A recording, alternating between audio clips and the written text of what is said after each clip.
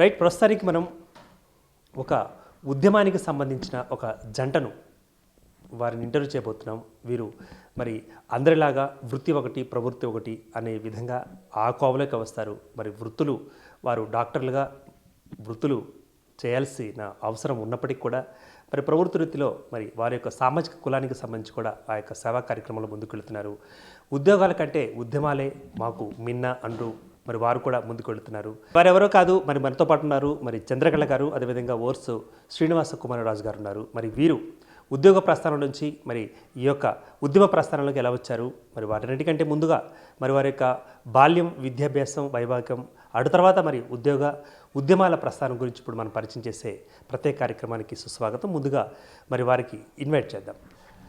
చంద్రకళ గారు, అదేవిధంగా శ్రీనివాసరాజు గారు, ఇద్దరు కూడా ధన్యవాదాలండి. వెల్కమ్ టు ద షో అండి. ముందుగా మరి లేడీస్ ఫస్ట్ అంటారు. చంద్రకళ గారు, ముందు అంటే మీ యొక్క ఇంట్రొడక్షన్ తోటి ప్రారంభిద్దాం. నమస్తే అండి. నా పేరు డాక్టర్ జరిపెట్టి చంద్రకళ. వడ్డర్ల ఎస్టీ సాధన సమితి అధ్యక్షురాలనండి. నేను ఎంబీబీఎస్ చేశాను, ఎంబీబీఎస్ గ్రాడ్యుయేట్ని. అయితే 1997లో నాకు వివాహం జరిగింది డాక్టర్ ఓర్సు శ్రీనివాస్ కుమార్ రాజు గారితో. వారిది గుంటూరు మెడికల్ కాలేజ్ అండి, నాదేమో సిద్ధార్థ మెడికల్ కాలేజ్.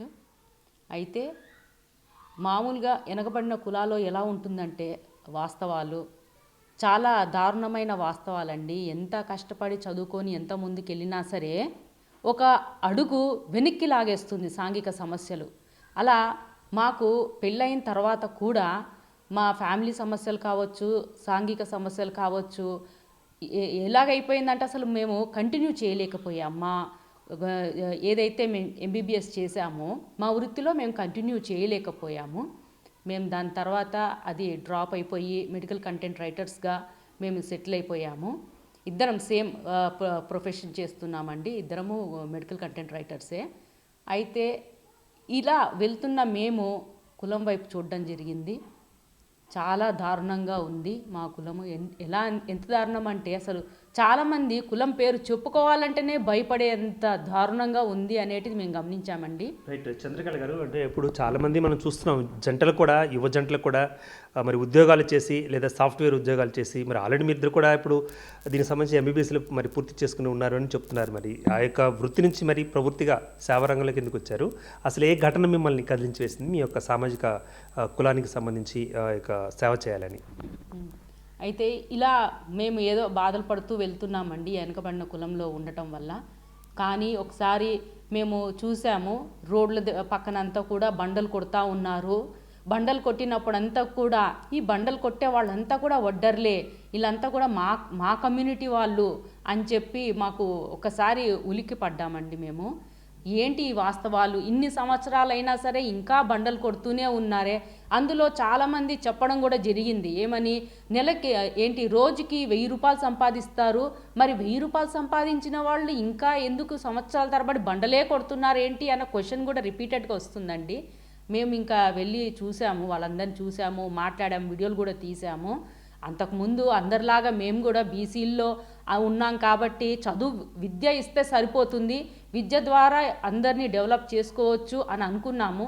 కానీ ఎప్పుడైతే వడ్డర్ల జీవితాల్లోకి ఇలా బండలు కొట్టే వాళ్ళని ఇంటర్వ్యూ తీసుకొని వాళ్ళతో మాట్లాడి వాళ్ళ బాధలు ఏంటో తెలుసుకున్నాక మాకు అర్థమైందండి. వాళ్ళు 1000 రూపాయలు సంపాదించినా సరే దాంట్లో 600 పైగా వాళ్ళు రోజు తాగడానికే ఖర్చు పెడతారు. ఎందుకంటే కులవృత్తి ఎంత దారుణం అంటే శారీరక హింస అనే పదాన్ని కూడా మేము కనుక్కున్నామండి. అది అంత శారీరక హింసతో కూడిన కులవృత్తి అది.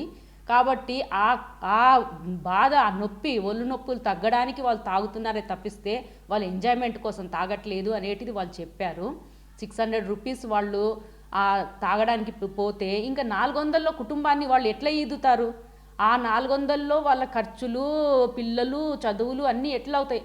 అందుకే ఇన్ని సంవత్సరాలైనా సరే వెనకబడే ఉన్నారు వీళ్ళంతా అనేటిది గమనించామండి. దాని తర్వాతనే ఈ కమ్యూనిటీ సేవ అంటే ఈ మా వడ్డర్ల సేవ అనే ఈ కోణం చూసాం కాబట్టి ఇటుపక్క వచ్చామండి, ఈ సేవా కార్యక్రమాల వైపు వచ్చాము.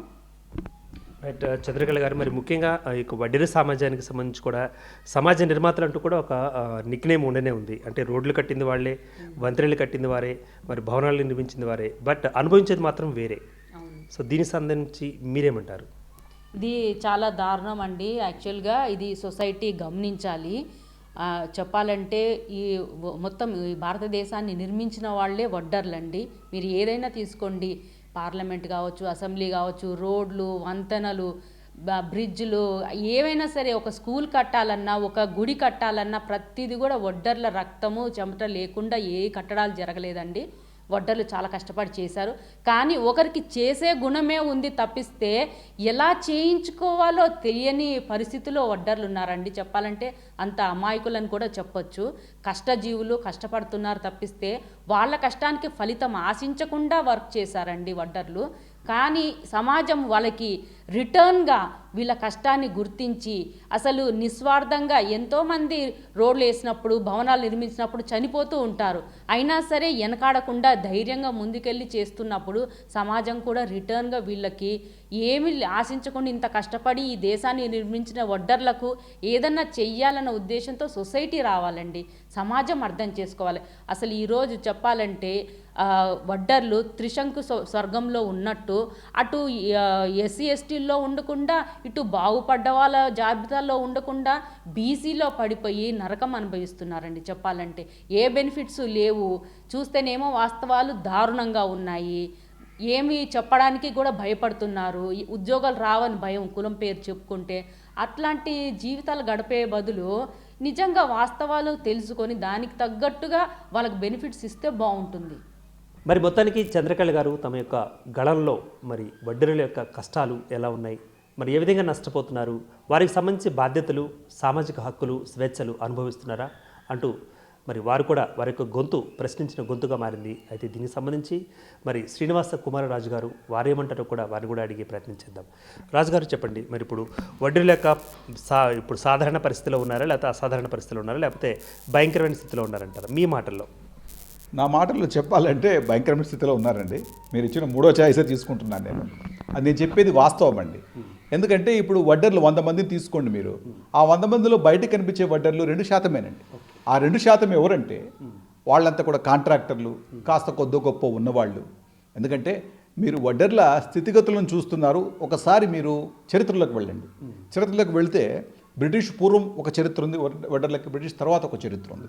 బ్రిటిష్ పూర్వం పరిస్థితి ఏంటంటే వాళ్ళది రాకముందు, ఈస్ట్ ఇండియా కంపెనీ రాకముందు ఎలా ఉండేవాళ్ళు అంటే వాళ్ళు చక్కగా అరణ్యాల్లో ఉండేవాళ్ళు, జనావాసాలకు దగ్గరగా ఉండేవాళ్ళు, ఒక స్వేచ్ఛాయుతమైన జీవితము, ప్రత్యేకమైన సంస్కృతి, వాళ్ళ కళలు కానీ ఏదైనా సరే చాలా ధైర్యవంతులుగా కీర్తింపబడ్డారు అందరి దగ్గర.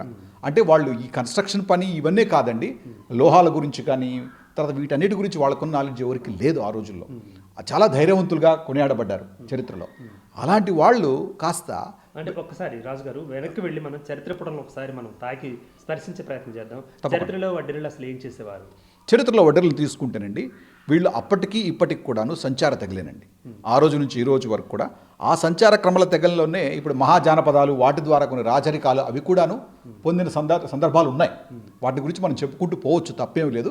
ప్రతి కులానికి ఉన్నట్టు వాళ్ళ ఎస్సీ ఎస్టీ ఎవరికైనా సరే తీసుకుంటే చరిత్రలో చాలా లిఖిత పేజీలు చాలా ఉంటాయండి. చాలా గొప్పగా చెప్పుకున్న అవకాశాలు చాలా ఉన్నాయి అందరికి కూడా. అలా మనకు కూడా ఉన్నాయి.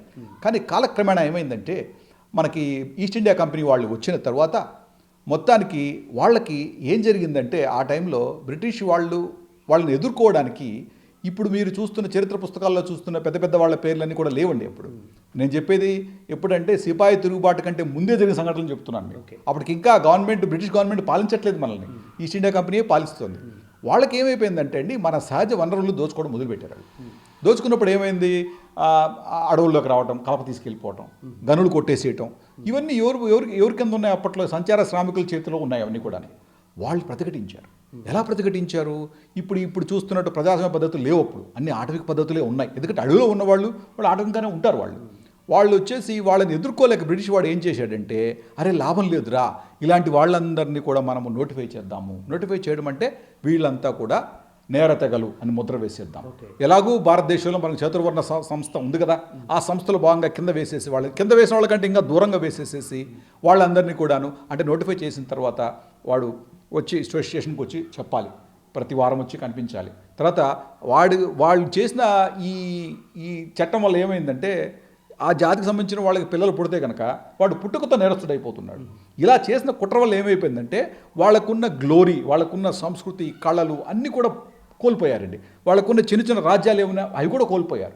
ఇప్పుడు మా ఆటవికులు అంటే మీరు తక్కువ తీసుకోకండి, వాళ్ళకు కూడా రాజ్యాలు ఉన్నాయి, వాళ్ళు అడవిలో పరిపాలించే వాళ్ళంతా కూడాను. సో ఇవన్నీ కోల్పోయి చివరికి వాళ్ళకి నోటిఫై చేయడం వల్ల ఏ ఉద్యోగం లేకపోవడం, వృత్తి లేకపోవడం వల్ల చివరికి వాళ్ళకి తెలిసిన లోహ వృత్తి అవన్నీ తీసుకుని చివరికి వాళ్ళని కట్టు బానిసలను చేసేసి, అంటే ఇక ఇక్కడ ఇప్పుడు నేరతే కంటే ఉద్యోగం ఇవ్వరండి ఎవరు కూడా. అలాంటి వాళ్ళు ఏం చేశారు, చివరికి బ్రిటిష్ వాడికి ఊడిగం చేయాల్సి వచ్చిందండి. అంటే వాళ్ళు అట్లా క్రియేట్ చేశారు. సో అలా వీళ్ళు అన్నీ కోల్పోయి చివరికి అంటే వాళ్ళకున్న ప్రాముఖ్యత వాళ్ళు కోల్పోయేసి ఇవన్నీ జరగడం వల్ల ఏమైపోయిందంటే వాళ్ళకి విలువ తగ్గిపోయిందండి. ఆ తర్వాత బ్రిటిష్ వెళ్ళిపోయిన తర్వాత కూడా కొంతకాలానికి ఏదో ఆ చట్టాన్ని తీసేశారు, కానీ వీళ్ళకి ఏం కల్పించలేదండి. మన మహానుభావుడు అంబేద్కర్ గారు మొట్టమొదటి ఎస్సీ ఎస్టీలకు చేశారు, వీళ్ళ గురించి కూడా చెప్పాడు తను. కానీ ఆయన కాలం అయిపోయిన తర్వాత ముందుకు తీసుకెళ్లాల్సిన వాళ్ళు ఎవరు ముందుకు తీసుకెళ్లేదు కాబట్టి వీళ్ళందరూ కష్టాల్లో పడిపోయారండి. ఇప్పుడు ఎంతవరకు వచ్చిందంటే సమస్య, ఇప్పుడు మీరు అడిగారు కదా దుర్భరం అనే పదం ఎందుకు వాడానంటే, భయంకరమని ఎందుకు వాడానంటే, కనీసం ఒక 20 ఏళ్ల క్రితం అండి, మనం 30 ఏళ్ళని చెప్పొచ్చు. అప్పుడు ఇంకా ఈ మెషిన్స్ ఇంత రాలేదండి కన్స్ట్రక్షన్లకి వాటిలో కూడా. ఒక బావి కడితేనండి, బావి కట్టాలంటే వడ్డీ రోడ్ రావాల్సిందే. అతను వడ్డీ రోడ్ ఒక్కడే వచ్చి కట్టలేడండి, తన ఫ్యామిలీని తీసుకొస్తాడు. వాళ్ళు ఒకటి కొబ్బరికాయ కొట్టి పూజ చేసి ఎక్కడ నీళ్లు పడితే ఆలోచించి చేసి కడితే ఆ తర్వాత బట్టలు పెట్టి సత్కరించేవాళ్ళండి. అంత గౌరవం ఉండేది. అంటే అప్పటికీ చిన్న వృత్తి అయినా సరే గౌరవం అనేది ఉండేది. మెషిన్లు వచ్చాక ఆ గౌరవం కూడా పోయిందండి, పని పోయింది, గౌరవం పోయింది. ఇవాళ ఇవన్నీ ఇలా ఉంటే మూలిగా నక్క మీద తాటకాయ పడ్డట్టు తెలుగు రాష్ట్రాల్లో ఏం జరిగిందంటే 70 ప్రాంతాల్లో మిగతా రాష్ట్రాలన్నింటిలో కూడా వడ్డరని ఎస్సీ ఎస్టీలో చేర్చేశారండి. ఉదాహరణ కర్ణాటకలో ఎస్టీలో ఉన్నారు, ఆ బీహార్ అటువైపు వెళ్తే ఎస్టీలో ఉన్నారు, చాలా చోట్ల రకరకాలుగా వెళ్ళిపోయారు. కానీ ఇక్కడ ఏమైపోయిందంటే ఆ టైంలో ఏం జరిగాయి అప్పుడు మనకంత సోయ కూడా లేదు రాజకీయంగా.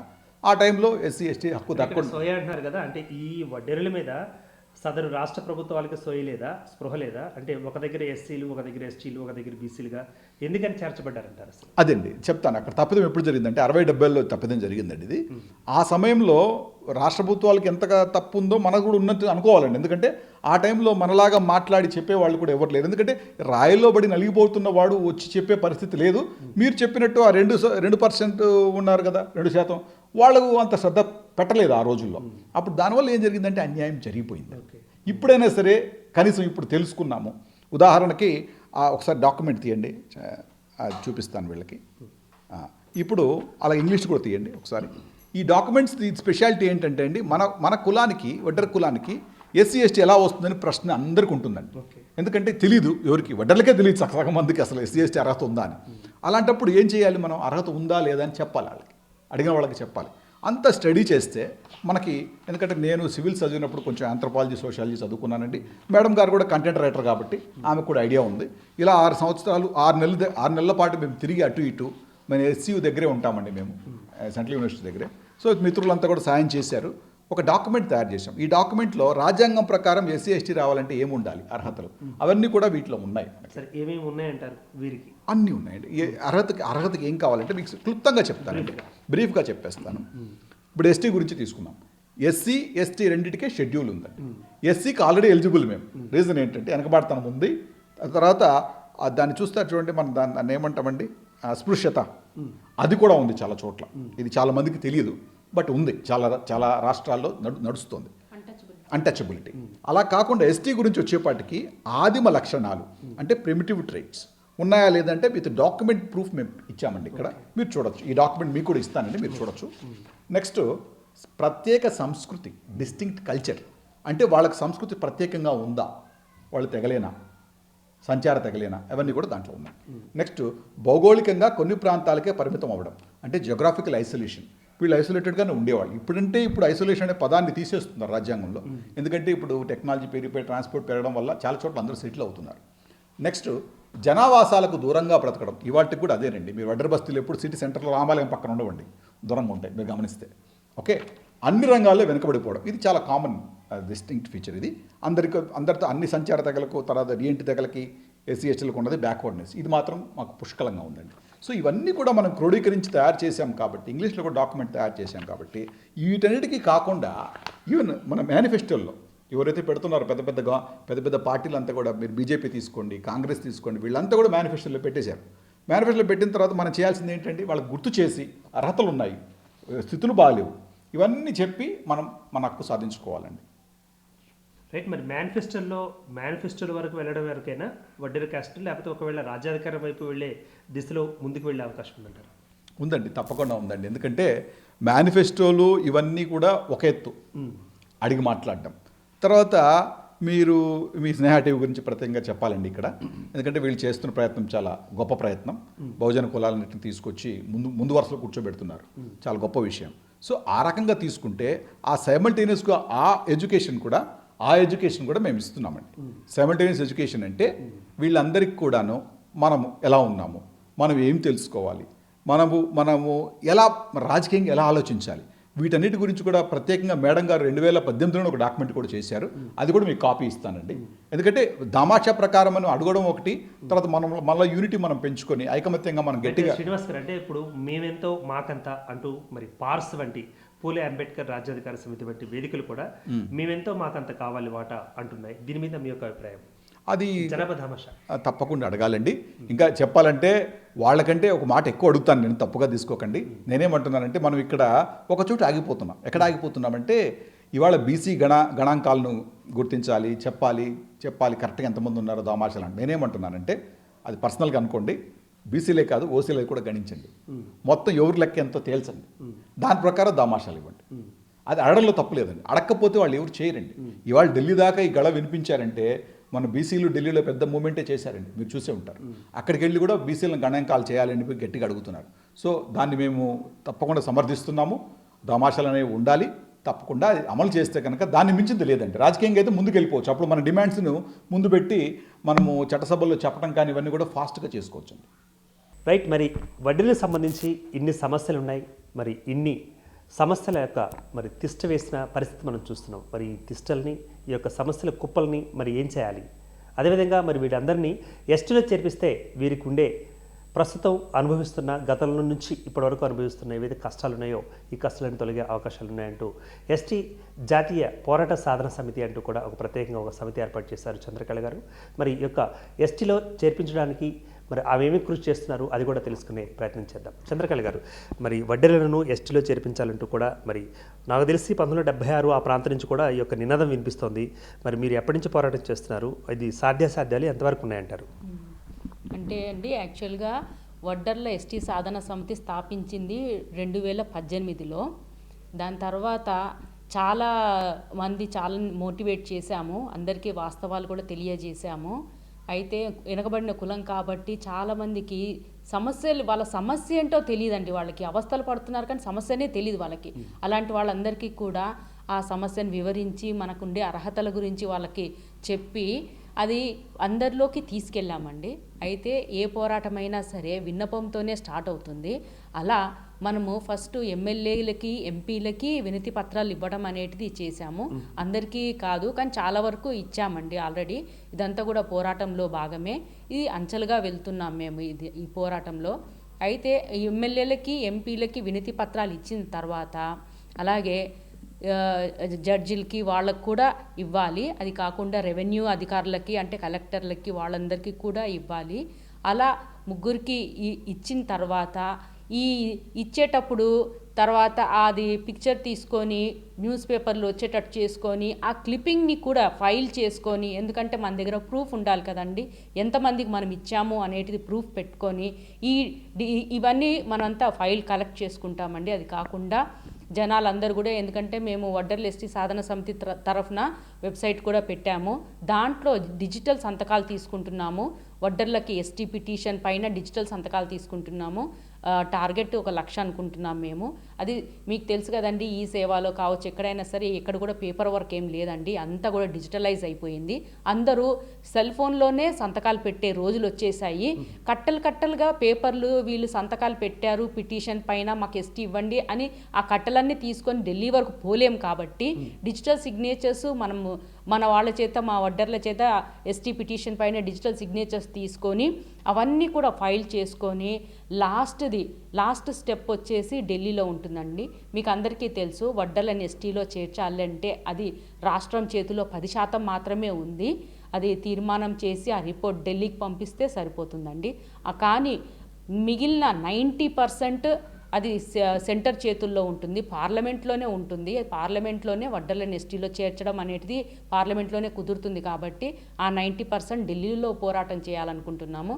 ఈ ఫైల్స్ అన్నీ ఏవైతే ఉన్నాయో, ఈ డిజిటల్ సంతకాలు కావచ్చు, ఎమ్మెల్యేలకి ఎంపీలకి ఇచ్చే లెటర్స్ కావచ్చు, ఈ తర్వాత హైకోర్టు జడ్జికి సమర్పించిన మన ఈ అర్జీలు కావచ్చు, ఇవన్నీ తీసుకొని పార్లమెంట్లో సబ్మిట్ చేసి అక్కడే ధర్నా లాంటిది చేసి ఆఖరి పోరాటం ఢిల్లీలో చేయాలని ప్లాన్ చేస్తున్నామండి. వడ్డర్ల ఎస్టీ సాధన సమితి ఈ విషయం మీద చాలా క్లారిటీగా వెళ్తున్నాం. రైట్ అండి. చంద్రకళ గారు, మరి ఒక వడ్డీలకు సంబంధించి ఎస్టీలో చేర్పించాలి అంటున్నారు. మరి ఎస్టీ సోదరులు కానీ మరి ఎస్సీ సోదరులు కానీ వారు ఒప్పుకుంటారంటారా? తప్పకుండా అండి. మాకు ఇప్పటికే చాలామంది కాల్స్ చేస్తున్నారు. అసలు వడ్డర కులస్తులు మట్టి పని చేసుకుంటూ, బండ పని చేసుకుంటూ అసలు చీమల్లాగా బతుకుతున్నారండి. పుడుతున్నారు, చస్తున్నారు, ఒకరికి పని చేస్తున్నారు తప్పిస్తే వాళ్ళకు వాళ్ళు ఏం చేసుకోవట్లేదు. కానీ పక్కన వాళ్ళందరూ గమనిస్తున్నారు కదండి. ఎస్సీ ఎస్టీ వాళ్ళందరూ కూడా నాకు కాల్స్ చేసి అందరూ మీ వాళ్ళు శ్రామికులమ్మా, దేశంలో 70% మీ వాళ్ళు ఎస్సీలోను ఎస్టీల్లో ఉన్నప్పుడు తెలుగు రాష్ట్రాల్లో మాత్రం మిమ్మల్ని బీసీలో వేసి చాలా అన్యాయం అయిపోయారు. అసలు మేము ఇంకా మీరు ఎస్సీలో ఉన్నారని అనుకుంటున్నామమ్మా, మరి మీరు చెప్పేంతవరకు మాకు తెలియదు ఇంకా వడ్డర్లు బీసీలో ఉన్నారని అని చాలామంది నాకు కాల్స్ చేయటము చెప్పడం జరిగిందండి. అసలు కొన్ని చోట్లయితే మా వడ్డర్లని అన్టచబుల్స్గా ఎస్సీలతో పాటే పక్కకు పెడుతున్నప్పుడు వై నాట్, ఎందుకు ఎస్టీలు ఎందుకు చేర్చకూడదు మమ్మల్ని ఎస్సీలో ఎస్టీల్లో అనే క్వశ్చన్ కూడా వస్తుంది కదండి. కాబట్టి ఎస్సీ ఎస్టీలు కూడా మాకు చాలా సపోర్టివ్గా ఉన్నారండి. రైట్ చంద్రకళ గారు, మరి నాకు తెలిసి మరి 70వ దశకం నుంచి కూడా మరి ఈ పోరాటం కొనసాగుతుంది. మరి మీకంటే ముందు నుంచి కూడా ఈ యొక్క డిమాండ్ ఉండే ఉంది. అంటే దాదాపు 1976 నుంచి అంటే ఇప్పటికి 46 ఇయర్స్ అనుకుంటే ఈ 46 ఏళ్ల కాలం, ఈ యొక్క 46 ఏళ్ల కాలం అనేది చాలా అమూల్యమైనది. ఈ 46 ఏళ్ల వయసులో ఈ యొక్క పీరియడ్లో వారికి సంబంధించి ఎస్టీ ఎప్పుడో వచ్చి ఉంటే ఎన్నో రకాలుగా మరి వారికి అభివృద్ధి చెందేవాళ్ళు వడ్డీర్లు అనుకుంటే, ఒకవేళ నాయకత్వ లోపం ఉందంటారా, లేకపోతే పోరాడే వారిలో ఏమన్నా నాయకత్వ లోపం ఉందంటారా? 46 ఏళ్ల పాటు ఇదే దిశలో, ఒకటే దిశలో ఎస్టీ సాధన వైపే వెళుతూ ఉంటే మరి దిశ మార్చుకొని మరొక ప్రయత్నం ఎందుకు చేయలేదంటారు నాయకులు, మీరు కానీ? అంటే అండి, యాక్చువల్గా కులం మొత్తం కూడా ఎడ్యుకేషన్ లేకపోవటం వల్ల, వెనకపడిపోవటం వల్ల పోరాడుతున్నారే తప్పిస్తే దానికి ఫలితం లేకుండా పోయింది. ఎందుకంటే ఎవరైతే మిమ్మల్ని ఎస్సీ ఎస్టీలో చేరుస్తామని ఎవరైతే వస్తున్నారో వాళ్ళు ఆ 1% బాగుపడిన వాళ్ళ దగ్గరికి వెళ్ళి స్థితిగతులను అడుగుతున్నారే తప్పిస్తే బండల కింద నలిగిపోతున్న సామాన్య వడ్డర్ల, పేద వడ్డర్ల దగ్గరికి వెళ్ళి ఏమా మీకు ఇంత కష్టంగా ఉంది, మిమ్మల్ని ఎస్టీలో చేరుస్తాము అని అడిగింటే బాగుండేదండి. కానీ అటువైపు వెళ్లకుండా ఈ బాగుపడ్డ 1%, 2% కాంట్రాక్టర్లు, జమీందారులు ఎవరున్నారో వాళ్ళ దగ్గరికి వెళ్ళి అడగటం వల్ల ఇన్ని సంవత్సరాలు పట్టిందండి. ఇప్పుడిప్పుడు కొంచెం సోయ వస్తుంది, చదువుకున్న వాళ్ళు వస్తున్నారు, అసలు వాస్తవాలు ఏంటి, ఎందుకు ఇంత దారుణంగా ఉంది అని ఆలోచన శక్తి కూడా పెరిగింది. సోషల్ మీడియా ద్వారా చాలామందికి చాలా ఇన్ఫర్మేషన్ వస్తుంది కాబట్టి ఇప్పుడు అన్ని వాస్తవాలు తెలుసు కాబట్టి ఇప్పుడు ఎందుకు మాకు ఇంత అన్యాయం జరిగింది అన్న ఆలోచనలో మొత్తం కులం పడిందండి. ఇప్పుడు అందుకే అందరూ ఆలోచిస్తున్నారు కాబట్టి ఇప్పుడు మూమెంట్ బాగా వచ్చిందండి. అందుకే 50 సంవత్సరాలుగా వెనకబడిపోయి, నలిగిపోయి ఇలాంటి బతుకుల్లో ఉన్నారు కాబట్టి అడిగేవాళ్ళు ఎట్లుంటారండి? ఇప్పుడు కులమంతా బండల కింద ఉన్నప్పుడు నాయకులు ఎవరు పోయి అడుగుతారు? లేరు కదా, అసలు నాయకులే లేరు కదా. బతికేది ఆ ఉండే 1% కాంట్రాక్టర్, ఈరోజు చూస్తున్న కాంట్రాక్టర్లు వేరండి. అదే 50 ఏళ్ళ కిందట ఆ కాంట్రాక్టర్లు కూడా లేరు కదా గట్టిగా పోయి అడగడానికి. కాబట్టి నాయకుల లోపం అని మనం చెప్పలేము, సామాన్యుల లోపం అని మనం చెప్పలేమండి. అది అంతే అలా వెళ్ళిపోయింది. వెనకబడిన కులాలలో ఆ కష్టాలు అనేటిది వాళ్ళు స్వీకరించి ముందుకెళ్ళారు కాబట్టి కాలం వెళ్ళిపోయిందండి. అంటే నా ప్రశ్న ఏంటంటే సూటిగా అండి, అంటే నాయకుల యొక్క నాయకత్వ లోపం ఉందా? ఎందుకంటే ఇన్నేళ్ల పాటు కొనసాగుతుంది ఈ పోరాటం, అంటే ఇంతవరకు ఫలితం రాలేదు అంటే ఎక్కడో లోపం ఉండాలి కదా. ఆ లోపం ఎక్కడ ఉండొచ్చు అంటారు మీ మాటల్లో?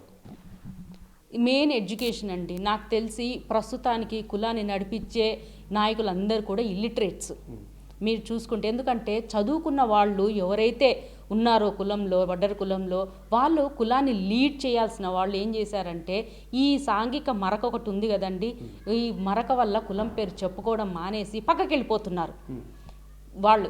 అలాంటి వాళ్ళు ఎవరైతే ఎడ్యుకేషన్ ఉండేవాళ్ళు, ఎవరైతే ఎడ్యుకేట్ చెయ్యాలో వాళ్ళేమో కులం పేరు చెప్పకుండా పక్కకి వెళ్ళిపోతున్నారు. ఎవరికైతే చదువు లేదో వాళ్ళు కుల నాయకుల్లాగా తిరుగుతున్నారు. వాళ్ళేమో ఎడ్యుకేట్ చేస్తారు? ఇక్కడ ఎవరిని బ్లేమ్ చేయలేం కదా. వాళ్ళ జీవితం వాళ్ళు చూసుకుంటున్నారు, వీళ్ళ జీవితం వీళ్ళు చూసుకుంటున్నారు, తప్పేం లేదు. ఇద్దరు చేసింది తప్పేం లేదు. కాబట్టి ఇక్కడ సామాన్యులు నలిగిపోతున్నారనే అంశమే తీసుకొని ముందుకెళ్ళాలి తప్పిస్తే తప్పు అనేది మనం చెప్పలేమండి ఇక్కడ. రైట్ చంద్రకళ గారు, అంటే మీ పోరాటం మీరు చేస్తున్నారు, మరి చట్టాలు తమ పని అవి చేస్తున్నాయి, ప్రభుత్వాలు అవి పని అవి చేస్తున్నాయి అనుకుంటే, మరి ప్రభుత్వాలు కూడా మరి బీసీలలో మరి ముఖ్యంగా వడ్డీలు కూడా మేము అది చేస్తాం ఇది చేస్తాం ఇంత చేస్తాం అంటూ కూడా ప్రభుత్వాలు చెప్పాయి, చెబుతున్నాయి, చెప్పబోతున్నాయి కూడా. దీని మీద మీ యొక్క మాట ఏంటంటారు? సరిపోవండి. ఇప్పుడు ప్రభుత్వాలు ఇది చేస్తున్నాము అని చెప్తున్నారు, ఓకే చేస్తున్నారు అయ్యుండొచ్చు, కానీ ఎస్సీ ఎస్టీలో ఉండాల్సిన ఒక వడ్డెర కులము బీసీలో ఉండటం వల్ల ఈ బీసీలో ఉండే బెనిఫిట్స్ ఎట్లా సరిపోతాయి చెప్పండి? సరిపోవు. పైగా కులము అందరు అంటున్నట్టు 3 లక్షలు 4 లక్షలు కాదండి, దగ్గర దగ్గర 30 లక్షలు తెలంగాణలో, 40 లక్షలు ఆంధ్రప్రదేశ్లో ఉన్నప్పుడు ఆ ఉండే బీసీలో ఉండే ఆ చిన్నపాటి లోన్లు ఎంతవరకు వడ్డర్లను పైకి తీసుకొస్తుంది చెప్పండి? ఇదే బీసీలో ఉండే మిగిలిన కులాలు, రాజకీయంగా ఎదిగిన కులాలతోటి పోటీ పడి వాళ్ళ కుల వృత్తితో పోటీ పడి ముందుకి ఎదిగే అవకాశం వడ్డర్లకు ఉందా? ఒకసారి ఆలోచించండి. అలాంటి పరిస్థితి లేనప్పుడు, బీసీలో ఉండే బెనిఫిట్స్ సరిపోనప్పుడు వాళ్ళు ఇచ్చేవి ఇస్తున్నారు అంటే ఏమీ లేని చోట ఇచ్చేది తీసుకోవడం తప్పలేదండి. బీసీలో ఉన్నాం కాబట్టి ఇస్తున్నారు కాబట్టి తీసుకుంటున్నాం తప్పిస్తే అవి సరిపోవండి. రైట్, మరి బీసీలలో కూడా మరి వడ్డీలు ఉన్నారు మరి అని చెప్పడం జరుగుతుంది. మరి అదే ఇతర రాష్ట్రాల్లో ఉన్న ఎస్సీ ఎస్టీ ఆ యొక్క లిస్టులలో కూడా వడ్డీలు ఉన్నారు. మరి అక్కడ వారి యొక్క సామాజిక ఆర్థిక రాజకీయ పరిస్థితులు వేరే, ఇక్కడ పరిస్థితులు వేరే అనుకుంటే, 2 తెలుగు రాష్ట్రాలలో కూడా మరి వడ్డీలు మరి ముఖ్యంగా బీసీ లిస్టులో ఉంటూ ఈ యొక్క బీసీ జాబితాలో ఉంటున్న వడ్డీల యొక్క మరి స్థితిగతులు ఎలా ఉన్నాయో ఒకసారి మరి శ్రీనివాస్ గారిని అడిగి తెలుసుకునే ప్రయత్నం చేద్దాం. శ్రీనివాస్ గారు చెప్పండి, బీసీల్లో ఉండే ఆ యొక్క లిస్టులో ఉన్న వడ్డీల యొక్క స్థితిగతులు ఎలా ఉన్నాయి తాజాగా? 2 లేయర్స్లో చెప్తానండి వీటిని. బీసీల్లో ఉన్న వడ్డర్ల పరిస్థితి ఎలా ఉందంటే, ఇవాళ ఒక చిన్న లేయర్ లీడర్స్గా ఉంటున్నారు, మెజారిటీ వాళ్ళు కింద శ్రామికులుగా ఉండిపోతున్నారు. మధ్యలో మీలాంటి వాళ్ళు అలాంటి వాళ్ళు కొంతమంది చదువుకున్న వాళ్ళు ఉన్నారు తప్పిస్తే అక్కడ ఏం లేదు. ఇందాక మనం మాట్లాడుతున్నట్టు మన వడ్డెర కులం నుంచి ఇవాళ స్ట్రైట్గా ఐఏఎస్ అయిన వాళ్ళు ఎవరు లేరండి, స్ట్రైట్గా ఐపీఎస్ అయిన వాళ్ళు ఎవరు లేరండి. నేను గంటాపదంగా చెప్తున్నాను ఈ విషయం, మీరు బయట ఎంక్వైరీ చేసుకోవచ్చు. రిటైర్ అయ్యే ముందు ప్రమోషన్లో అయిన వాళ్ళు ఉన్నారు తప్పిస్తేను డైరెక్ట్గా అయిన వాళ్ళు ఎవరు లేరండి. సో అది మన విద్యావంతులను అక్కడితో ముగించేద్దాం. అక్కడ నెక్స్ట్ వచ్చేసేపాటికి 90% శ్రామికుల గురించి మేడం ఆల్రెడీ చెప్పేశారు, వాళ్ళ కష్టాలన్నీ కూడా. నేను ఇప్పుడు పైనున్న నాయకుల గురించి మాట్లాడతాను. ఇక్కడ ఒక ప్రత్యేకమైన స్థితి ఉందండి వడ్డెర్లలో, మిగతా బీసీ కులాల్లో లేని స్థితి ఒకటి ఉందండి. అది కొంచెం మీకు చెప్పాలని ట్రై చేస్తాను. ఏంటంటే అన్నిటికంటే చాలా దారుణమైన వృత్తి వడ్డెర్లదండి. అంటే బయటికి వెళితే పాము కాటుతో చావచ్చు, బర్మాలు పెట్టేటప్పుడు కాళ్ళు చేతులు విరగచ్చు, కళ్ళు పోవచ్చు, మనిషే పోవచ్చు. మనం ఎన్ని ఫోటోలు మేడం ఫేస్బుక్లో చూస్తే మీకు ట్రాక్టర్ల కింద పడ్డోళ్ళు, కంప్రెషర్ దగ్గర చచ్చిపోయిన వాళ్ళు, ఎంతోమంది ఫోటోలు మీరు చూడొచ్చు. అంటే బయటికి వెళ్ళే వడ్డెర ఇంటికి వచ్చే గ్యారంటీ లేని వృత్తి వడ్డెర వృత్తి. ఆ వృత్తిలో ఏమవుతుందంటేనండి, మీరు డెవలప్ కావాలంటే అడ్డదారులు తొక్కాల్సి వస్తుంది. అడ్డదారులు అంటే ఏంటి? ఇది అందరూ చేసేదే కానీ బయటికి మాట్లాడచ్చు మాట్లాడకూడదు. ఒక పేమెంట్ రాదు, బండి పట్టేసుకుంటారు, ఎన్నో కష్టాలు. ఒక ఓనర్ ఉంటాడు, వాడు వడ్డరోడి అమాయకత్వాన్ని ఆసరాగా తీసుకొని వాడికి డబ్బులు ఇవ్వడు సాయంకాలం అయ్యేసరికి. ఇలాంటి సందర్భాల్లో వాళ్ళకి ఒక నాయకుడు అవసరం అవుతారండి, ఒక సంఘం అవసరం అవుతుందండి. ఇది కరెక్టేనండి. యాక్చువల్గా ప్రజాస్వామ్య పద్ధతిలో మీరు సంఘాలు పెట్టుకొని సంఘం ద్వారా మీ సమస్యలు పరిష్కరించుకోవడం అనేది చాలా చక్కని విషయం, అలాగే చేయాలి కూడా. కానీ కాలక్రమేణా ఏమైపోయిందంటే, ఈ చిన్న చిన్న వృత్తుల్లో ఉండేవాళ్ళు వీళ్ళేమో ఎట్టి పరిస్థితుల్లో ఆ 2% ఉన్న కాంట్రాక్టర్ల స్థాయికి ఎదగలేరండి. వాళ్ళు కోటీశ్వరులు అయిపోయి ఆ తొండ ఊసర వెళ్ళి అంటారు చూసారండి, అలాగే వాళ్ళు కాంట్రాక్టర్లు పెద్ద స్థాయికి వెళ్ళిపోయిన తర్వాత ఏకంగా పాలిటిక్స్లో కూడా వెళ్ళిపోతారండి. అంటే డబ్బున్న వాళ్ళు బాగా డబ్బులు సంపాదిస్తున్నారంటారా? ఉన్నారండి, ఒకరిద్దరు ఉన్నారు. అది మేము చెప్పిన మాట కాదండి. ఈవెన్ 200 సంవత్సరాల క్రితం ఎడ్గర్ థర్స్టన్ గారని చెప్పి tribes and caste south India అని ఒక పుస్తకం రాశారండి. తను కూడా ఈ విషయం చెప్పాడు. సో అది ప్రతి కులంలో ఉన్నట్టు ఇక్కడ కూడా 1-2% ఉంటారండి. వీళ్ళంతా ఏం చేసేస్తున్నారు, ఆ లేయర్ అంతా కూడాను పాలిటిక్స్కి దగ్గరగా ఉంటుంది, వాళ్ళు పొలిటీషియన్స్కి దగ్గరగా ఉంటున్నారు. వాళ్ళు ఏం చేస్తున్నారు, ఇప్పుడు మేడం చెప్పినట్టు 40 లక్షలు 50 లక్షలు మొత్తం కలిసి కోర్టు దాకా ఉంటారు 2 తెలుగు రాష్ట్రాల్లో. ఇప్పుడు వీళ్ళంతా కూడాను అట్లా ఉన్నప్పుడు ఏమవుతుందంటే, ఓట్ల వరకు మాత్రమే ఏ డిమాండ్స్ వాళ్ళకి కావాలో అవి మాట్లాడుతున్నారు. అంటే ఈఎండీలు లేకుండా మా కాంట్రాక్ట్లు కావాలి, ఇలాంటివన్నీ ముందుకెళ్ళిపోతున్నాయి. అంటే ఎలా ఉందంటే, మనకు ప్లేట్ నిండా భోజనం వచ్చే అవకాశం ఉన్నా సరే మనం బిస్కెట్లు అడుక్కున్నట్టు ఉందండి. అంటే ఏదో ఒక 2-4 లోన్లు ఇచ్చేయటం, పనిముట్లు ఇచ్చేయటం, దానివల్ల ఈ 2% నుంచి 3% అవుతారేమో మ్యాక్సిమం, కానీ మిగతా వాళ్ళకి ఉపయోగం ఉండదండి. రైట్ శ్రీనివాస్ గారు, ఇప్పుడు అదేవిధంగా మరి కొంతమంది ఇప్పుడు మీరు ఎస్టీలు కావాలి, ఎస్టీలో మమ్మల్ని చేర్పించాలని మీరు అంటున్నారు, మరి ఇంకొంతమంది ఏమో మరి డిఎన్టీలు అంటున్నారు, ఇంకొంతమంది ఏమో మరి ఓబీసీలు అంటున్నారు, రకరకాలుగా అంటున్నారు. మరి ఈ పేర్లలో ఈ ప్రయోగాలలో మరి వడ్డీలకి న్యాయం జరిగేది ఈ ఎవరి నుంచి ఎంతవరకు అంటారు న్యాయం జరిగేది? ఇది చాలా మంచి ప్రశ్న అండి, ఎందుకంటే ఈ కన్ఫ్యూజన్ అందరికీ ఉందండి, మీకే కాదు. సో ఈ కన్ఫ్యూజన్ నేను ట్రై చేస్తానండి. అంబేద్కర్ గారు ప్రయత్నించినట్టు మొదట ఎస్సీ తర్వాత ఎస్టీలకు వచ్చింది, రాజ్యాంగంలో హక్కు షెడ్యూల్ వచ్చింది, సారీ. ఆ తర్వాత ఏమైంది, డిఎన్టీలు కూడా రావాల్సిన అవసరం ఉంది. అతను రాసి వెళ్ళాడు పాపం, కానీ ఆ తర్వాత దాన్ని ఇంప్లిమెంట్ చేయలేదు. దానివల్ల ఏమైపోయిందంటే ఈ డిఎన్టీలు అందులో అసంతృప్తి అనేది ఉందండి. చాలా కులాలు ఉన్నాయి, చాలా ప్రతి రాష్ట్రానికి కులాలు మారుతుంటాయి. వీళ్ళందరికీ కూడాను ఎస్సీ ఎస్టీలకు పోలిన రిజర్వేషన్ ఇవ్వాలన్న అంశం అనేది పార్లమెంట్లో కూడా చర్చించారు చాలాసార్లు, కానీ ఇవ్వలేదు. 10 ఏళ్ల క్రితం అండి దాటిపోయింది. రేణుకా కమిషన్, బాలకృష్ణ రేణుకా కమిషన్ వేశారు, చక్కగా చెప్పేశారండి వాళ్ళు 10% ఇచ్చేయమని చెప్పేసి. కానీ దాన్ని ఎవరు ఇంప్లిమెంట్ చేయలేదు, ఏ ప్రభుత్వం కూడా ఇంప్లిమెంట్ చేయలేదు. అంటే చిత్తశుద్ధి లేదు. దాదాపు కమిషన్లు కానీ కమిటీలు కానీ వేయటం వరకే కానీ చేతులు దులుపుకోవడం జరుగుతుంది ప్రభుత్వాలంటూ కూడా బయట వినబడుతున్న విమర్శ, మీరేమంటారు? కరెక్ట్ అండి, మీరు చెప్పింది కరెక్ట్గా ఇంప్లిమెంట్ చేయాలి, చేయట్లేదండి, చెత్తపుట్లో పడేస్తున్నారు. అందువల్ల ఏమైపోయిందంటే ఈ డిఎన్టీ అనే దాన్ని ఇవాళ చాలా రకాలుగా వెళ్ళిపోయింది, పొలిటికల్ అయిపోయిందండి. అది ఎలా అయిపోయిందంటే, ఫర్ ఎగ్జాంపుల్ మన వెడకుల గురించి చెప్తానండి. డిఎన్టీలో చాలా కులాలు ఉన్నాయి, కానీ అన్ఫార్చునేట్గా ఏమైపోయిందంటే ఈ డిఎన్టీ అంటే కులంలో ఎంత వెనకబాటుతనం ఉందంటే ఎస్సీ ఎస్టీకి అంటే ఒక అక్షరం ఎక్కువ ఉంది కదా, డిఎన్టీ బాగుందేమో అనుకునే స్టేజ్లో ఉన్నారండి. తప్పది, డిఎన్టీలకి మంచి జరగాల్సిందే. కానీ ఇవాళ వడ్డర్లకు ఎస్సీ ఎస్టీ అర్హతలు ఉన్నాయి కదండి, అర్హతలు ఉన్నప్పటికీ కూడా డిఎన్టీ వైపు లాగాలని సాక్షాత్తు కేంద్ర ప్రభుత్వమే తయారు చేసిందండి. కొన్ని రూపకల్పనలు చేసి కొంతమంది తిప్పుతుందండి. ఆ కన్ఫ్యూజన్లో పడి చాలామంది వడ్డర్లు కూడా కన్ఫ్యూజన్లో ఉన్నారు. ఇవాళ మీతో మాట్లాడుతున్నాం కదండి, ఇలా రోజు నేను మేడం చాలామందికి ఫోన్లో ఈ విషయం చెప్తుంటామండి. డిఎన్టీ వల్ల ప్రస్తుతానికి వడ్డర్ కులానికి వచ్చిన లాభం ఏం లేదండి, ఎస్పెషల్లీ తెలుగు రాష్ట్రాల్లో ఏం లాభం లేదండి. ఎందుకంటే వాళ్ళకి చిత్తశుద్ధి ఉంటే కనుక ఏ గవర్నమెంట్ అయినా సరే, కాంగ్రెస్ కావచ్చు, బీజేపీ కావచ్చు, ఎవరైనా సరే సెంటర్లో వాళ్ళకి బిల్లు పెట్టేసి వాళ్ళకి ఇచ్చేస్తే సరిపోతుంది. దానికోసం మనం పోరాటం చేయడం వల్ల ఏమవుతుందంటే మనం అడిగేటప్పుడు క్లారిటీగా అడగాలి కదండి. ఒకరు కొంతమంది డిఎన్టీ, కొంతమంది మీరు చెప్పినట్టు ఓబీసీ, ఇంకోళ్ళు కొంతమంది ఎస్సీ ఎస్టీ అంటే కుదరదండి. మనం కరెక్ట్గా అడగాలి. మేము అందరినీ ఎడ్యుకేట్ చేస్తున్నాము, ఇవాళ అందరికీ మేము చైతన్యం తీసుకురాగలిగాం. మనం అడగాల్సింది ఎస్టీ అని. రైట్ శ్రీనివాస్ గారు, ఇప్పుడు అదే మరి ఆర్ కృష్ణయ్య గారు లాంటి మరి జాతీయ స్థాయిలో ఉండే బీసీ నాయకులు కూడా మరి వారి నుంచి అందుతున్న వడ్డీలకు అందుతున్న సపోర్ట్ ఎంతవరకు ఉందంటారు? తప్పకుండా మంచి ప్రశ్న వేశారండి. ఎందుకంటే ఇది ఎలా ఉందంటే తామరాకుపై నీటి బిందువులా అని చెప్పేసి అంటుంటుందండి మేడం. మీరు అడిగిన దానికి నేను లింక్ చేస్తున్నాను. బీసీల్లో మేము ఉన్నాం, ఎప్పటి నుంచి ఉన్నాము, దగ్గర 30-40 సంవత్సరాల నుంచి వాళ్ళతో సహజీవనం గడుపుతున్నాము. వాళ్ళతో మాకు మంచి కాంటాక్ట్స్ ఉన్నాయి. చెప్పాలంటే వాళ్ళ బీసీ లీడర్లు మా వాళ్ళు చాలామంది ఉన్నారు. బీసీలు చాలా గొప్పగా ప్రయత్నం చేస్తున్నారు బీసీల కోసం. ఆర్ కృష్ణ లాంటి వాళ్ళంతా కూడా ఏం చేస్తారంటేనండి, మేము అడిగే దాన్ని బట్టి వాళ్ళు రియాక్ట్ అవుతారు. వాళ్ళ తప్పేం లేదండి. ఇప్పుడు మేము గట్టిగా అడిగామనుకోండి వాళ్ళని, సార్ మేము బీసీల్లో ఉంటున్నాం, మీతోనే ఉంటాం, ఇది బహుజన రైలు అండి మేడం చెప్తుంటారు. మనం బోగిలు మారుతాం కానీ రైలు మారం, కాబట్టి మీరు సాయం చేయండి. వాళ్ళు తప్పంటే జాదుల శ్రీనివాస్ గౌడ్ గారు ఉన్నారు, వీళ్ళందరినీ మేడం కలిసింది. వెళ్తే వాళ్ళే లెటర్స్ ఇచ్చారు మాకు, మీది జెన్యూన్ డిమాండ్ సార్, మేము హెల్ప్ చేస్తామని. సో వాళ్ళు ఎప్పుడు మాకు తోడుగానే ఉన్నారండి, మాకు ఎప్పుడు కూడా సాయం చేస్తూనే ఉన్నారండి. కానీ మేము అడగడంలోనే కొంచెం లోపం ఉందని మేము అనుకుంటున్నాం. ఇంకా గట్టిగా అడిగితే డెఫినెట్గా వాళ్ళు ఇంకా ఢిల్లీ దాకా తీసుకెళ్తారు. అంటే ఇప్పుడు అందరూ శాకాహారులు అయితే మరి మాంసాహారంకి సంబంధించిన డిషెస్, మాంసాహారం వండిన పాత్రలు ఎందుకు మాయమవుతున్నాయి అంటారు? అంటే ఎందుకని మీ యొక్క ప్రయత్నాలు ఫలం రావట్లేదు అంటారు? అవునండి, మంచి ప్రశ్న వేశారు. ఎందుకంటే ఇప్పుడు ప్రయత్నాలు జరుగుతున్నాయని చెప్పడం వేరు, ఈ ప్రయత్నాలు చేసేవాళ్ళు కూడా 2 రకాలు ఉన్నారండి.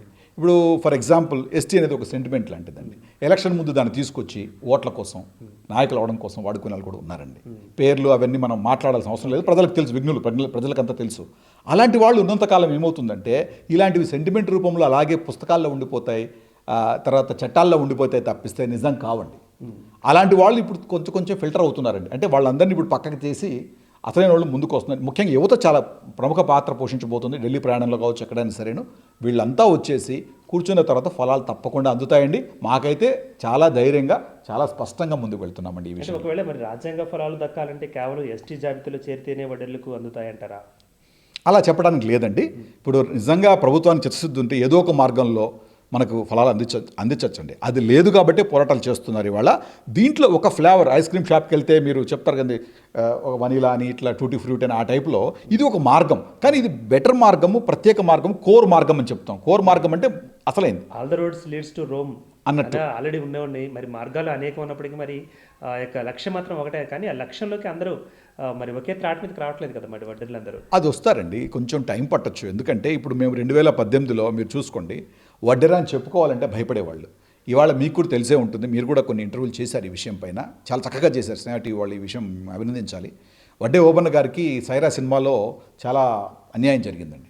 ఆ విషయాన్ని ఇప్పుడు చాకలి ఐలమ్మ గారు అంటే చాకలి ఐలమ్మ గారే, చాకలి వాళ్ళను తర్వాత రజకసం గుర్తుపెట్టుకోకుండా వాళ్ళ గురించి మాట్లాడే అవకాశం లేదండి. ఇవాళ వడ్డే ఓబన్న ఆయన సైనికాధికారిగా ఉండి నరసింహారెడ్డి గారికి కుడిభుజంగా ఉన్నారు కాబట్టే అంత పోరాటం చేయగలిగారు.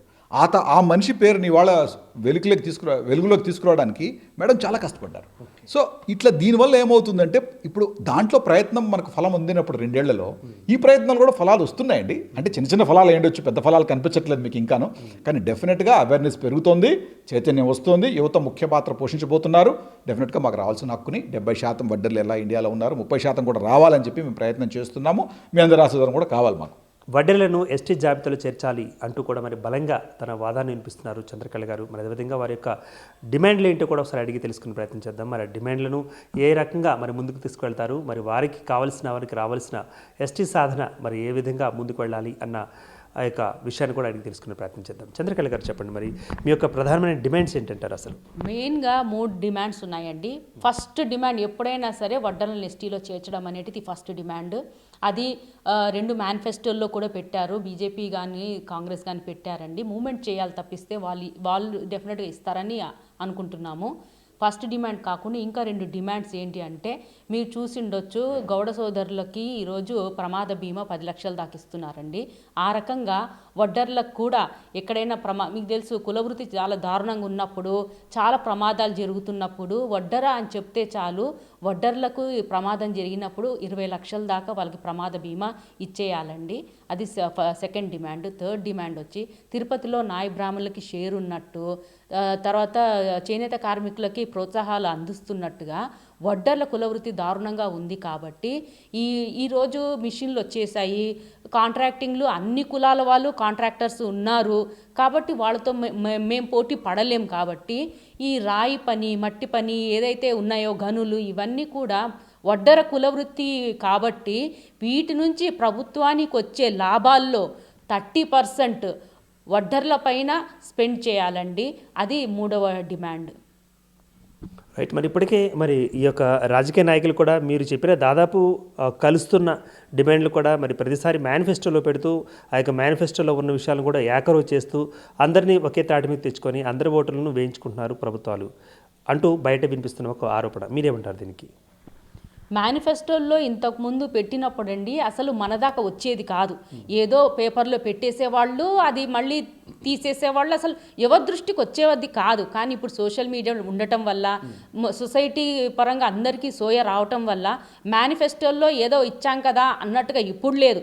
మేనిఫెస్టోల్లో ఏ కులానికి ఏమి ఇస్తున్నారు అనేటిది ప్రతి కులం వాళ్ళు వాళ్ళకి సంబంధించిన మేనిఫెస్టోలు తీసి పెట్టుకుంటున్నారు, వాళ్ళ గ్రూపుల్లో అందరికీ చైతన్యపరుస్తున్నారు. అలాగే వడ్డర్లకి ఎస్టీలో చేరుస్తాము అని పెట్టిన బీజేపీ మేనిఫెస్టో కావచ్చు, కాంగ్రెస్ మేనిఫెస్టో కావచ్చు, ఇవన్నీ కూడా ఎత్తిపెట్టుకున్నామండి. ఎందుకంటే ఢిల్లీ పోరాటానికి మాకు కావాలి కాబట్టి మేనిఫెస్టోని ఇంతకుముందు పడేసినట్టుగా ఇప్పుడు ఏ రాజకీయ పార్టీ పడేయలేదు. మేము గట్టిగా ఉంటాం ఆ విషయం మీద. ఇప్పుడు వాళ్ళకు కూడా ఆ విషయం తెలుసండి. కాబట్టి మేనిఫెస్టోలో పెట్టి మంచి పని చేశారు, అది మేము ఢిల్లీ వరకు తీసుకెళ్తాము. రైట్. మరి వడ్డర్లకు అక్షరాస్యత చాలా తక్కువగా ఉంది అంటున్నారు. మరి అదేవిధంగా డిజిటల్ మీడియాలో మరి మీరు మీ యొక్క అభిప్రాయాలను కూడా తెలపచ్చు అంటూ కూడా మరి వడ్డెర సోదరులకు మీరు పిలుపునిస్తున్నారు. ఎలా వాళ్ళకి ఎలా వాళ్ళకి ఎలా తెలిసే అవకాశం ఎలా ఉందంటారు? అభిప్రాయం తెలిపే అవకాశం అంటే యాక్చువల్గా అండి ఇప్పుడిప్పుడు చదువుకుంటున్నారండి. బండ పని చేసుకునే తండ్రి కూడా తన కొడుకు చదువుకోవాలన్న కోరిక ఒకటి బలంగా ఉంది ఈ రోజుల్లో. ఎందుకు అంటే ఎంత కష్టపడి చదివించాలన్నా కానీ కూడా పాపం ఇల్లు వాకిలు అమ్ముకొని కూడా పిల్లల్ని చదివించుకుంటున్నారండి. అలాంటి యువత ఇప్పుడు తయారవుతుంది. కాబట్టి మేము వడ్డర్ల ఎస్టీ సాధన సమితి డిజిటల్ ఈ జనరేషన్లో తీసుకెళ్తున్నాం. కాబట్టి ఈ యువత అనేవాళ్ళు చాలా అట్రాక్ట్ అవుతున్నారండి. వాళ్ళు ముందుకు వస్తున్నారు కాబట్టి ఏ పోరాటం అయినా కానీ కూడా ముసలి వాళ్ళు ముందుకు తీసుకెళ్ళలేరు. కాబట్టి ఈ యువత ముందుకు వస్తుంది కాబట్టి వాళ్ళకి చెప్పడం మాకు చాలా ఈజీగా ఉందండి. వాళ్ళే ముందుకు తీసుకెళ్తున్నారు దీన్ని. రైట్ అండి. మరి ఈ యొక్క స్నేహ టీవీ అదేవిధంగా మరి మాస్టర్ కీ టీవీ ఒక ప్రచార వేదికగా మరి మీరు మీ యొక్క వడ్డెర సోదరులకు సోదరిమణులకు ఇచ్చే పిలుపు ఏంటంటారు చివరిగా? అంటే మా వడ్డర్లందరికీ కూడా ముఖ్యంగా స్నేహ టీవీ వారికి కృతజ్ఞత తెలియజేసుకుంటున్నానండి. నాకు ఈ అవకాశం ఇచ్చినందుకు చాలా థ్యాంక్స్. గతంలో కూడా ఇలాంటిది ఇచ్చారు. మా వాళ్ళకి సందేశం ఇవ్వటం అనేటిది ఇది ఒక పెద్ద ప్లాట్ఫామ్ మాకు. మా వాళ్ళందరికీ నేను చెప్పేది ఏంటంటే, ఈరోజు గమనిస్తే వడ్డర్లు కర్ణాటకలో ఎస్సీలో ఉన్నారు. ఎస్సీలో ఉండటం వల్ల అందరూ మీరు గమనించాల్సింది ఏంటంటే, ఎస్సీలో ఉండటం వల్ల ఇప్పటికే 26 మంది ఎమ్మెల్యేలు, ఎంపీలు, ఐఏఎస్లు, ఐపీఎస్లు, అసలు అన్ని రంగాల్లో మన వాళ్ళు ముందున్నారు. అలాగే 70% దేశంలో ఎస్సీ ఎస్టీల్లో ఉన్నప్పుడు అన్ని అర్హతలు ఉన్నప్పటికి కూడా మన వాళ్ళు బీసీలు నలుగుతున్నారు కాబట్టి మనం కూడా ఇప్పుడు ఎడ్యుకేట్ చేసుకోవాల్సిన అవసరం ఉంది. కర్ణాటకలో చీఫ్ సెక్యూరిటీ సిఎస్ గారు మన వడ్డర్ కులానికి సంబంధించిన వాళ్ళండి. సీఎంకి చాలా దగ్గరగా ఉంటారు. ఎందుకండి ఎస్సీలో ఉన్నారు కాబట్టి అంత పొజిషన్స్ వచ్చినప్పుడు ఇక్కడ కూడా అలాంటి పొజిషన్స్ మనకు రావాలని నేను మనందరికీ కూడా చాలా ఇన్ఫర్మేషన్ ఇవ్వాలని అనుకుంటున్నానండి ఈ విషయం పైన. రైట్. మరి మొత్తానికి చంద్రకళ గారు, అదేవిధంగా మరి ఓర్సు శ్రీనివాస కుమారరాజు గారు కూడా తమ యొక్క పోరాటాన్ని మరి కొనసాగిస్తామంటున్నారు. ఈ క్రమంలో వడిరు కులానికి సంబంధించిన ఏవైతే చిన్న చిన్న లోపాలు ఉన్నాయో వాటిని మరి అధిగమిస్తూ అందరినీ కూడా ఒకే త్రాటి మీదకి తీసుకొస్తూ మరి ఎస్టీ సాధన సమితి యొక్క కార్యకలాపాలను కూడా ముందుకు తీసుకువెళ్లేందుకు మరి రానున్న కాలంలో ఢిల్లీ వేదికగా మరి అక్కడ కూడా తమ యొక్క గొంతును వినియోగించి అదేవిధంగా రాజ్యాధికారంలో మా వాటా మాకు ఇవ్వండి అంటూ కూడా మరి అడిగేందుకు సిద్ధపడుతున్నారు. కెమెరామెన్ వెంకటేష్తో Durga Prasad. If you like this video, please like it, share it, and for more videos, please subscribe to our channel.